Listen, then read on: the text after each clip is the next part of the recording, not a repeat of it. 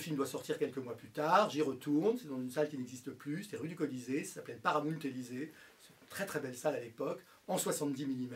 Et j'ai le souvenir, parce que c'est une très bonne mémoire quand il s'agit de cinéma, c'est une mémoire sélective, que la critique française n'avait pas été désastreuse, loin de là.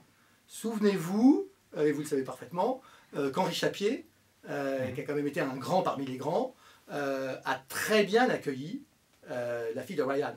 En fait, ce qu'il faut savoir, c'est que La fille de Ryan a été très mal accueillie aux États-Unis.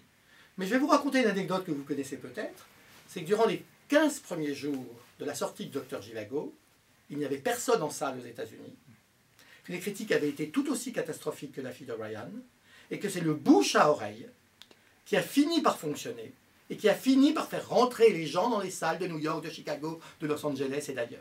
Mais ça allait 4 ans ou 5 ans avant, être probablement le même four, on ne sait pas pourquoi, que La fille de Ryan l'a été, en tout cas sur le plan du box-office et sur le plan des critiques, comme vous l'avez rappelé récemment au Champeau, avec, ou je ne sais pas si c'était vous ou si c'était le cinéaste qui était à nos côtés, avec cette critique américaine aujourd'hui décédée qui avait descendu le film de manière vertigineuse. Donc je crois qu'il faut quand même se souvenir que nous les Français, on a accueilli La fille de Ryan avec, pas avec déférence, mais avec chaleur. Je n'ai pas le souvenir d'un succès, enfin je veux dire, je ne m'en souviens pas, je ne sais pas si ça a été un succès énorme au box-office, mais force est de constater qu'une dizaine d'années plus tard, en 1984, le film ressort de manière grandiose au Kino Panorama, sur cet écran qui était... Il ne restait plus que cet écran-là.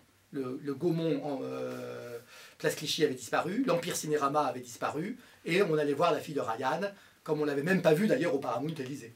La copie était belle, c'était encore, elle n'était pas abîmée par le temps, et là j'y suis allé 4 ou 5 fois de suite, pendant les 5 semaines de projection, parce que je ne pouvais pas rater, je me disais, je ne le reverrai peut-être jamais dans cet état en 70 mm, sur cet écran géant. Donc j'ai passé quasiment un mois, au mois d'août, j'étais à Paris, toutes les semaines, j'allais voir La fille de Ryan à l'unique séance du soir, puisqu'il n'y a que 2 séances par jour. Voilà. Et puis après, La fille de Ryan, on ne l'a plus revue.